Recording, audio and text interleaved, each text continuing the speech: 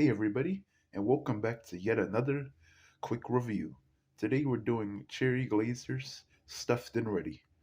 So last week we did the R&B first ever R&B quick review, and this week we're starting out with doing the first ever rock one to finish off my top five favorite genres. If you ever watched that video, I put that up already also. Okay, anyway, Cherry Glazerr is probably my favorite rock band out right now if I had to pick one. Like if I had to pick out of all the mini bands, I'd say Cherry Glazerr is probably my favorite right now. Cherry Glazerr has been pretty good. They have a pretty good song that came out last year in 2021. But we're talking about their 2019 album stuff then ready.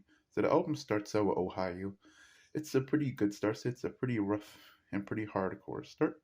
I mean, not too hardcore, but it's just a pretty nice start. It's pretty good. It's not the best, not the worst. It's a pretty good start. I like it.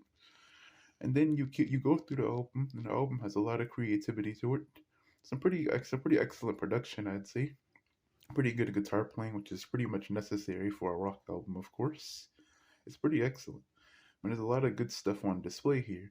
Like if you're looking for good songs, this album has them. You got Juicy Socks, Isolation, Self Explained, a lot of good tracks up here. And each of the tracks like something you got some creative stuff like Stupid Fish, which gives me kinda Nirvana vibes in a way. It gives me a little bit of Nirvana vibes. You can kinda see that inspiration there, but it's still pretty good. I think that's what makes it a little bit better. Then you got the end of the album, Distressor, which to me is a pretty good ending. I think the album ended pretty much perfectly. It's pretty much an excellent ending, a great way to end off the album. You got some great drums, got some great singing by the lead singer whose name I forgot. I really probably should have looked that up before doing this. Wait, hold up one second. Let me go see. Alright, I looked it up. Her name is Clementine Creevy. That's not a name you see that often. It's a pretty cool name. It's not a name you see that often.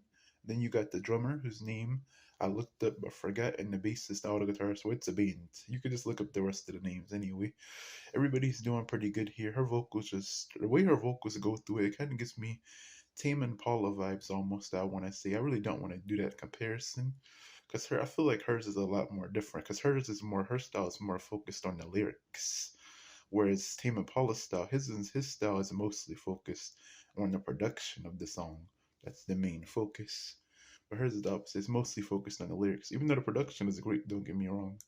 This album is pretty solid. You got some pretty good, solid vocals. You got some good beats. Whole entire thing is pretty good. I can't wait to see what the next album's gonna be. Alright then, let's get straight to my three best songs. This is a little bit hard to figure out since the album's so good, but I eventually got it. So let's get to it.